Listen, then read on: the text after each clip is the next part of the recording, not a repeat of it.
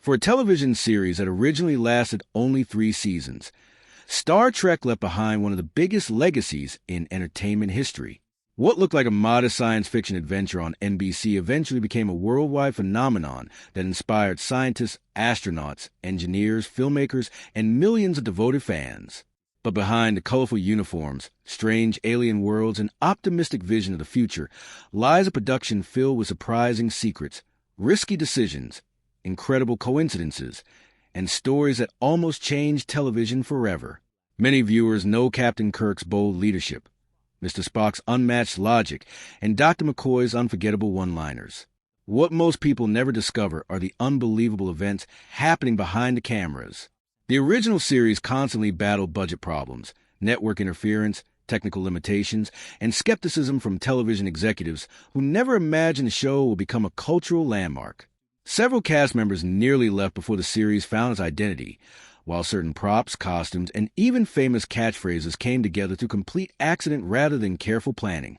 Today, we're uncovering 15 shocking facts that reveal how close Star Trek came to disappearing forever, and how a handful of determined people transformed a struggling television show into one of the greatest franchises ever created. Some of these stories changed television history. Others changed technology itself. And a few are so unbelievable that they sound like science fiction, even though they really happened. Let's engage warp speed. The very existence of Star Trek can be traced back to one woman who refused to let the project die before audiences ever had a chance to see it. That woman was Lucille Ball. Most people remember Lucille Ball as one of television's greatest comedians, but fewer realize she was also a highly respected studio executive. After her success with I Love Lucy, she became deeply involved in running Desilu Productions, the company responsible for producing several major television programs during the 1960s. When creator Gene Roddenberry first pitched Star Trek, the concept seemed incredibly risky. Television executives weren't convinced audiences would watch a weekly science fiction drama centered around diplomacy, philosophy, and exploration instead of simple action. The first pilot episode, titled The Cage, received a mixed response from NBC. Although many praised its ambition, executives believed it was too intellectual and lacked enough excitement for mainstream viewers. Most television shows would have ended right there. Instead, Desilu took an expensive gamble by financing an unprecedented second pilot. Producing another pilot was almost unheard of because of the enormous financial risk involved. Several executives reportedly questioned whether spending more money on such an uncertain project made any business sense. Lucille Ball believed it did. Even though science fiction wasn't her favorite genre, she trusted the creative vision behind the project and approved the funding that kept the series alive. That decision led directly to production of Where No Man Has Gone Before, the pilot that finally convinced NBC to order the series. Without that single decision, there would likely have been no USS Enterprise, no Captain Kirk, no Mr. Spock, and no Star Trek universe as fans know it today. Ironically, one of television's greatest science fiction franchises survived because of someone best known for making audiences laugh. The next surprise involves a character who disappeared before the series even officially began, yet quietly shaped one of television's most beloved heroes. During the original pilot, the Enterprise's second-in-command wasn't Spock. It was a woman known simply as Number One, played by Majel Barrett. Number One was calm under pressure, highly intelligent, emotionally controlled, and completely confident in her authority. She wasn't portrayed as a romantic interest or comic relief. Instead, she served as Captain Pike's trusted executive officer. For 1965 television, this portrayal was remarkably progressive. Network executives weren't comfortable with the idea. Whether because of outdated social expectations or concerns about audience acceptance, NBC requested significant changes before moving forward with the series. Number One was ultimately removed when the second pilot was produced. But Gene Roddenberry didn't discard the qualities he admired most about the character.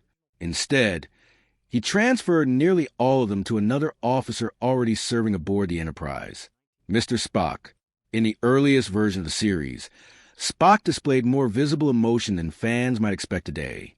After Number One disappeared, Spock became the calm, analytical, emotionally disciplined officer audiences eventually embraced. Meanwhile, Majel Barrett remained part of production family by portraying Nurse Christine Chapel. Years later, she became one of the few performers connected to nearly every era of Star Trek, including voicing the Enterprise computer in multiple series.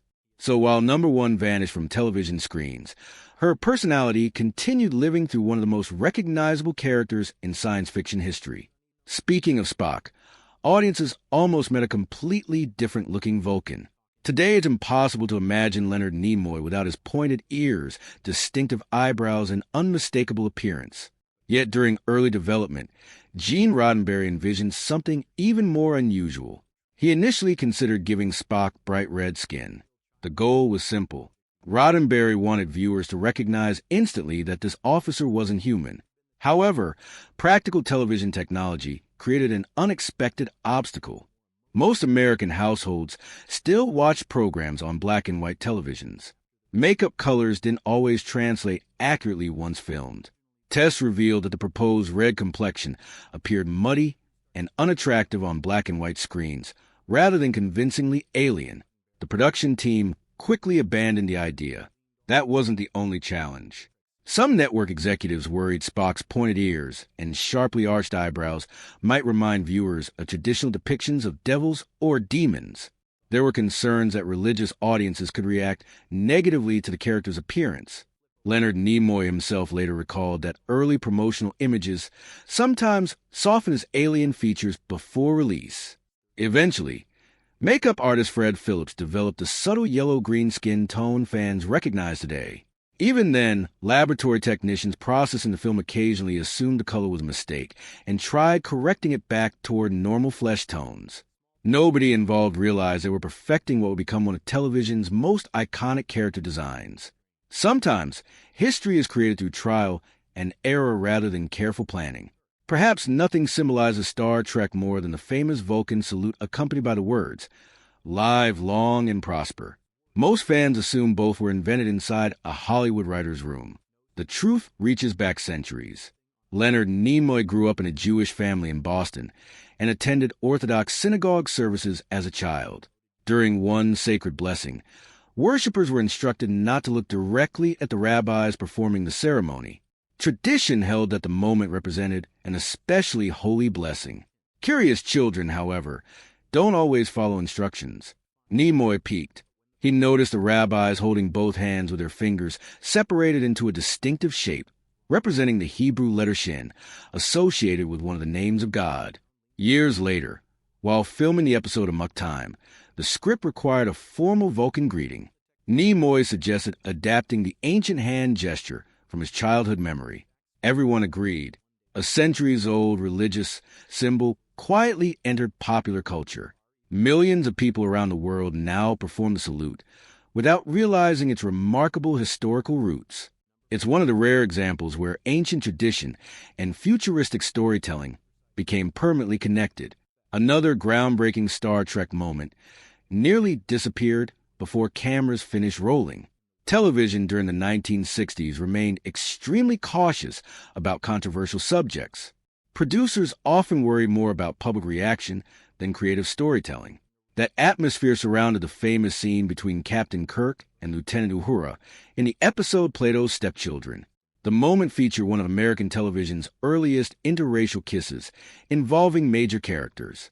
Although today's audiences may view the scene as relatively modest, it represented a significant cultural milestone during 1968. Network officials feared negative reactions from certain television stations and requested alternative versions of the scene that avoided the kiss altogether. Cast members later recalled filming several substitute takes. According to long-standing accounts shared by William Shatner and Nichelle Nichols, the alternative versions simply lacked the emotional authenticity of the original performance. Whether through playful mistakes or intentionally exaggerated performances, the replacement scenes reportedly became unusable. As a result, the genuine version remained in the finished episode. Executives anxiously awaited public response. Instead of widespread outrage, much of the audience responded positively. For countless viewers, the scene demonstrated the very future Star Trek imagined, a society where people work together regardless of race, background, or appearance. What seemed controversial to executives became inspirational to audiences. The series once again proved willing to challenge expectations while quietly encouraging social progress. Behind another beloved crew member stood a real-life story that rivaled anything shown aboard the Enterprise. James Doohan, the actor portraying Chief Engineer Montgomery Scott, wasn't simply pretending to be courageous. Years before joining Star Trek, Doohan served in the Canadian Army during the Second World War. He landed in Normandy on D-Day, participating in one of history's most significant military operations. During intense fighting, he displayed remarkable bravery while leading soldiers through dangerous conditions. Later that same day, tragedy nearly struck. In the darkness, another Canadian soldier mistakenly identified Doohan as an enemy and accidentally opened fire. Multiple bullets struck him, causing severe injuries that included the loss of one finger.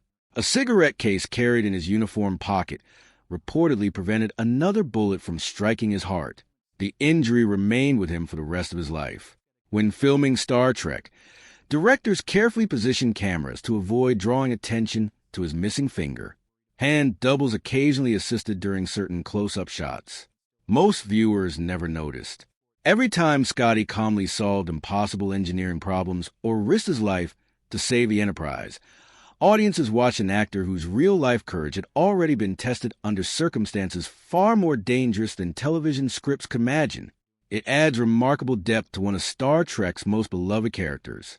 As production continued into later seasons, another challenge appeared, not from executives or budgets, but from one of the show's cutest inventions. The tiny creatures known as Tribbles quickly became audience favorites after appearing in The Trouble with Tribbles. Their soft appearance, adorable sounds, and astonishing ability to multiply turned the episode into an instant classic. Behind the scenes, however, those harmless-looking props became an unexpected nightmare. The production team created hundreds of furry Tribbles for filming. They were lightweight, inexpensive, and easy to scatter across sets whenever scenes demanded overwhelming numbers. Unfortunately, once filming ended, the Tribbles refused to disappear. Crew members repeatedly discovered them hiding inside equipment cases, costume storage rooms, lighting fixtures, office drawers, and nearly every corner of the studio. Cast members joined the fun by secretly placing Tribbles inside one another's dressing rooms, lunch boxes, and personal belongings. What began as simple television props evolved into an ongoing practical joke that continued long after cameras stopped rolling. Some of the original Tribbles eventually found homes inside museums and private collections, becoming cherished artifacts from television history. Who could have imagined that one of Star Trek's most memorable alien species would spend weeks secretly invading the real-world production studio? And believe it or not, the next fact reveals how ordinary viewers, not studio executives, became the true heroes responsible for keeping Star Trek alive. The truth is that Star Trek probably wouldn't have survived long enough to become a legend without its fans. Today, saving a television show often involves online petitions, hashtags, and social media campaigns. Back in the late 1960s, none of those tools existed. If viewers wanted to make their voices heard, they had to write actual letters. As rumors spread that NBC planned to cancel Star Trek after its second season, fans launched one of the largest letter-writing campaigns television had ever seen. Thousands upon thousands of handwritten letters poured into the network's offices from across the United States. Viewers didn't simply ask for another season. They passionately explained why the show mattered. College students organized campaigns. Science fiction clubs encouraged members to participate. Families mailed letters together. The volume surprised NBC. Network executives suddenly realized the series had developed a remarkably loyal audience, even if its ratings weren't spectacular. Against expectations, Star Trek received a third season. Although the show eventually ended after that final season, the campaign accomplished something much bigger. It proved that viewers could influence television executives. Years later, that same devoted fan base fueled reruns, conventions, books, movies, and eventually an entire franchise spanning decades. Many historians consider this campaign one of the earliest examples of organized modern fandom. In many ways, the fans became just as important to Star Trek's survival as the cast themselves. The next fact centers around something almost every viewer heard before each episode without giving it much thought: The unforgettable Star Trek theme music instantly transports audiences aboard the Enterprise. Composer Alexander Courage created one of television's most recognizable opening melodies. But behind that beautiful music existed a royalty dispute that remained controversial for years. Gene Roddenberry added lyrics to the instrumental theme. Oddly enough, those lyrics were never intended to be performed during the show. Most fans never even knew they existed. Why write lyrics nobody would sing? At the time, music publishing rules allowed lyricists to share songwriting royalties alongside composers by contributing official lyrics. Even in used ones, Roddenberry became entitled to a portion of the theme's publishing income. Legally, everything followed the rules. However, Alexander Courage reportedly felt frustrated by the arrangement, believing his musical composition deserved greater recognition. The disagreement became one of the lesser-known business stories behind Star Trek's creation. It serves as a reminder that even optimistic visions of the future were still shaped by very real financial decisions behind the scenes. While business disagreements unfolded in Hollywood, Star Trek was quietly inspiring people far beyond the television industry. One engineer watching Captain Kirk use his communicator wondered whether such a device could someday exist. That engineer was Martin Cooper. Years later, Cooper led the team that developed one of the world's first handheld mobile telephones. Although he has cited several influences throughout his career, including comic strips and evolving communications technology, he has repeatedly acknowledged that science fiction helped encourage engineers to imagine possibilities beyond existing technology. Captain Kirk's flip-open communicator became one of the most recognizable fictional gadgets in television history. Decades later, Motorola introduced the StarTAC mobile phone, whose name itself paid tribute to Star Trek. Its flip-open design immediately reminded many consumers of Kirk's communicator. Science fiction had inspired real engineering. This pattern would repeat countless times. Tablet computers, voice assistants, wearable technology, video calls, and automatic doors all echoed ideas audiences first encountered aboard the Enterprise. Rather than predicting the future, Star Trek encouraged inventors to build it. Sometimes imagination becomes the blueprint for reality. Another fascinating story doesn't involve technology at all. It involved geography. Specifically, a small American town that proudly celebrates the future birth of someone who doesn't technically exist. Riverside, Iowa, officially calls itself the future birthplace of Captain James T. Kirk. The connection began decades ago when reference material associated Kirk with Iowa. Rather than waiting for someone else to claim the honor, local officials embraced the idea wholeheartedly. Today, the town hosts annual Star Trek celebrations, complete with costumes, parades, museum exhibits, guest appearances, and enthusiastic fans from around the world. Visitors can even see monuments dedicated to Captain Kirk's future birthplace. It's a remarkable example of fiction becoming part of a real community's identity. Very few fictional characters receive hometown celebrations decades before their fictional birthdays. Yet, that's exactly what happened. Only Star Trek could inspire an entire town to celebrate someone destined to be born in the 23rd century. Our 12th fact explores one of the franchise's oldest myths. For decades, rumors circulated claiming William Shatner secretly wore a girdle beneath Captain Kirk's uniform to maintain a slimmer appearance on camera. The story spread through conventions, magazines, television specials, and eventually the internet. It became one of those facts repeated so often that many people assumed it had to be true, except there has never been reliable evidence supporting it. William Shatner has consistently denied the rumor in interviews and autobiographical writings. Costume designers involved with production have likewise offered no credible confirmation. The rumor likely gained momentum because viewers noticed small changes in Shatner's appearance over the years, something completely normal during demanding television production schedules.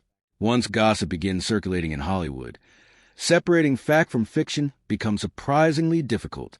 The girdle story remains one of Star Trek's most persistent urban legends despite lacking convincing proof.